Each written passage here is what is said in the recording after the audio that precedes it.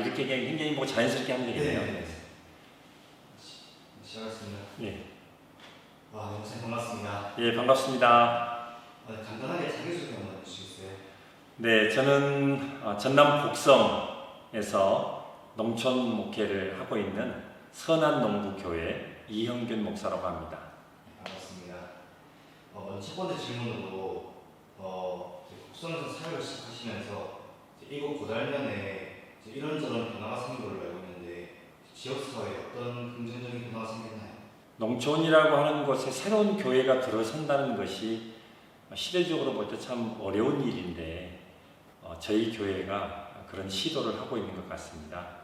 교회가 들어선 지는 얼마 되지 않았지만 저희 교회를 통해서 좋은 영향력들이 이렇게 드러나고 있는데 대표적인 것들이 이제 요즘에 보면 한국 교회가 이미지가 많이 이렇게 실추돼 가지고 어려움을 겪고 있는데 저희 교회가 들어섬으로 인해서 주변에 있는 어르신들을 섬기고 또 지역사회 문제들에 관심을 갖고 하면서 교회를 바라보는 시선이 참 많이 따뜻해지고 다시 회복되고 있구나라고 하는 것을 많이 느끼고 있습니다.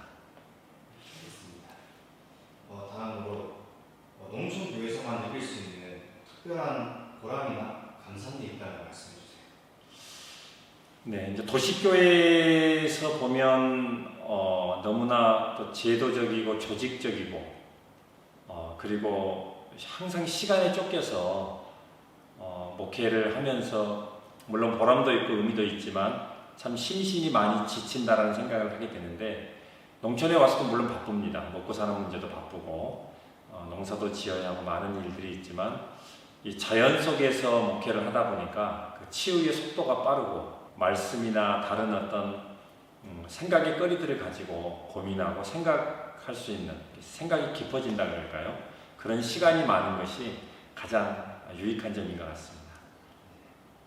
아까 질문에 이어서 교회 성도님들과 가장 기억에 남는 추억이나 에피소드가 있으면 말씀해 주세요. 교회의 역사는 짧고 그러나 제가 이제 마을에 들어와서 한 10년의 시간을 보냈는데요. 즐거웠던 일보다는 마음 아픈 일들이 좀 많이 기억에 남습니다. 교회가 건물이 세워지지 않아서 복음은 전하고 어르신들을 섬기지만 막상 함께 예배를 드리지 못했던 기억들, 또 잘 지내보자고 말씀드리고 잘 섬겨갔지만 하루아침에 갑작스럽게 돌아가시는 어르신들을 보면서 빨리 교회를 세워야 되겠다 이런 생각들 많이 했었고요. 또 정이 든 어르신들이 한 분, 두 분 떠나가시면서 마음에 켜켜이 쌓인 안타까움들이 가장 힘든 점으로 기억에 남는데 그런 것들이 제일 가슴 아프고 가슴 시린 그런 이야기가 아닌가 하는 생각이 듭니다. 그리고 교회를 지으면서 교인이 없을 때 교회를 지었는데 마을 분들이 경운기 타고 오시고 음료수 막걸리 사오시고 또 흰 봉투에 마음의 정성을 담아서 이렇게 오신 기억들이 참 좋았던 것 같습니다. 네. 선생님 개인적으로 농촌 목회를 하시면서 얻으신 깨달음이나 신앙적 성장이 있다면 나눠주시면 감사하겠습니다. 개인적인 깨달음이라기보다는 만족감이 참 높은 것 같아요. 많은 분들을 성도님들을 섬기는 것도 중요하고 또 적은 교회를 섬기는 것도 중요한 일인데 한 영혼에 대한 소중함이 더 커진 것 같고요. 그 다음에 열악한 환경 속에서 역사하시는 하나님의 역사를 강하게 보는 것 같아요. 물론 제가 이제 목회적인 어떤 관점이나 어떤 목회 철학을 기반으로 해서 약한 곳으로 가야 되겠다는 생각을 하고 왔지만 막상 와서 보니까 어려운 점도 많지만 하나님의 어떤 사랑, 하나님의 어떤 깊은 역사 이런 것들을 더 많이 느낄 수 있는 것 같다는 생각이 들고 그런 면에서 그런 영향으로 제 자신이 성장해가는 것이 아닌가 하는 생각을 해보게 됩니다. 이 마을의 주민분들에게 선한농부교회가 어떤 존재를 부탁드리기를 바라시나요?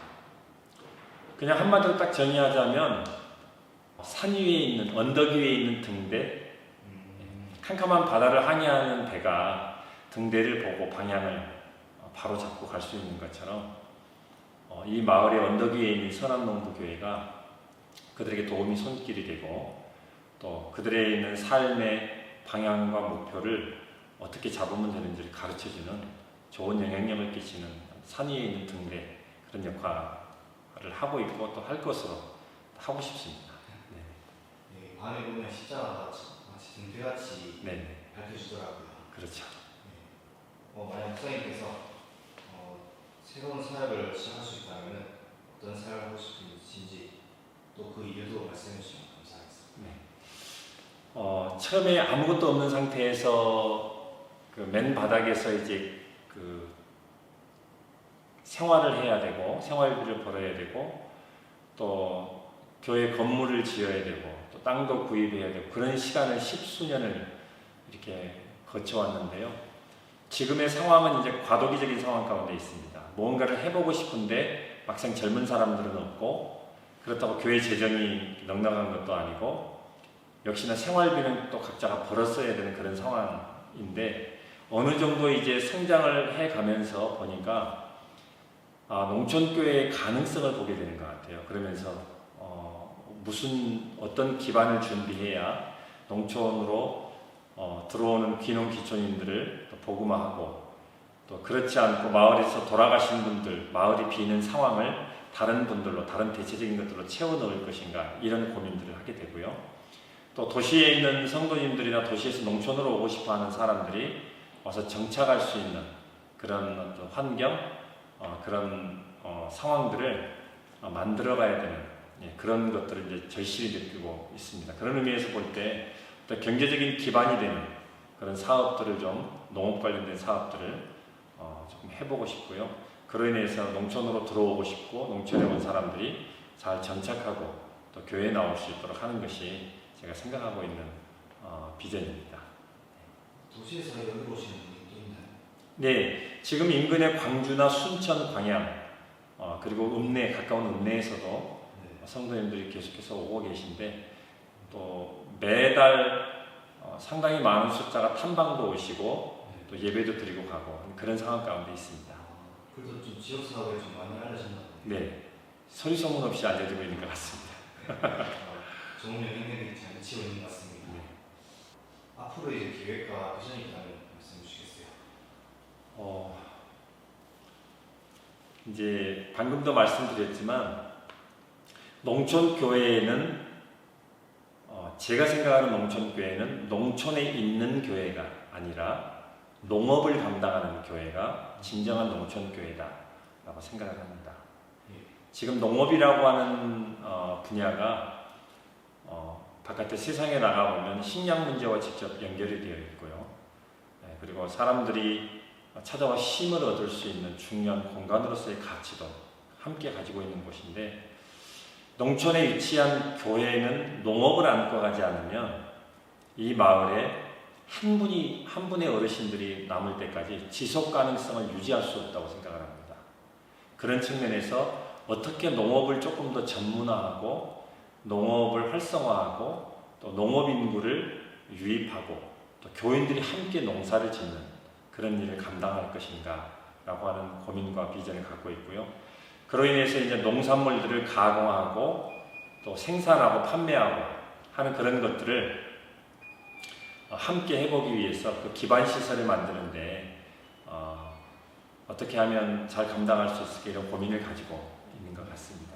그래서 이제 바깥에서는 보통 6차 산업이라 그래서 생산과 가공과 또 뭐 유통 판매, 관광까지 함께 묶어서 6차 산업이라 그러는데 거기에 이제 교회는 영성을 얹어서 그런 또 좋은 농촌 교회의 모범 사례로 농촌 교회도 충분히 부흥하고 성장하고 지속 가능성이 있다라고 하는 것을 보여드리면 모범 사례로 남고 싶습니다.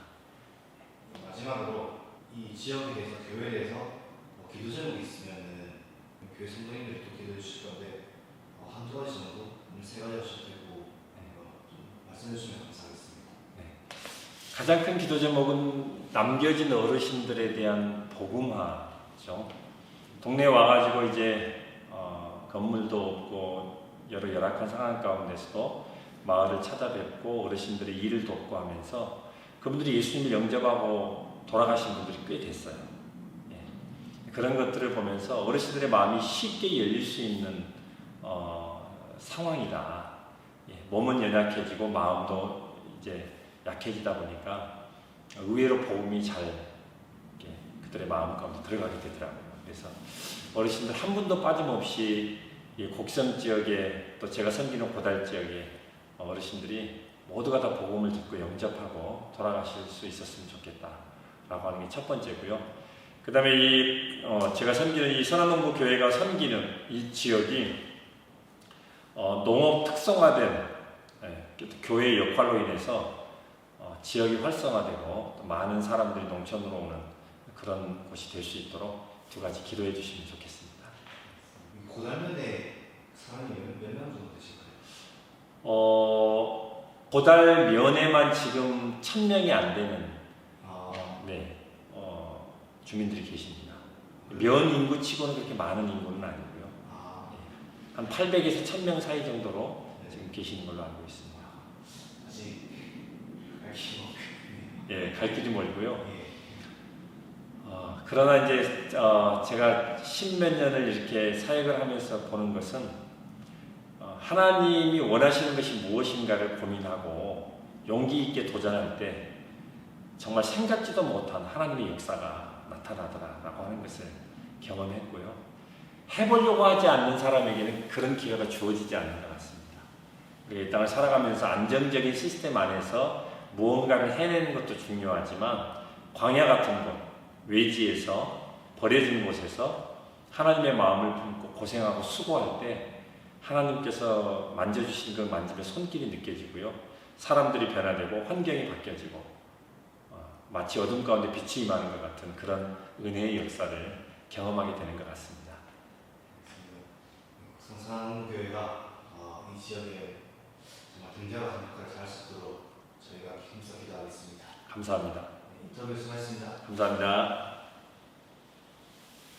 너무 빨리 끝났네.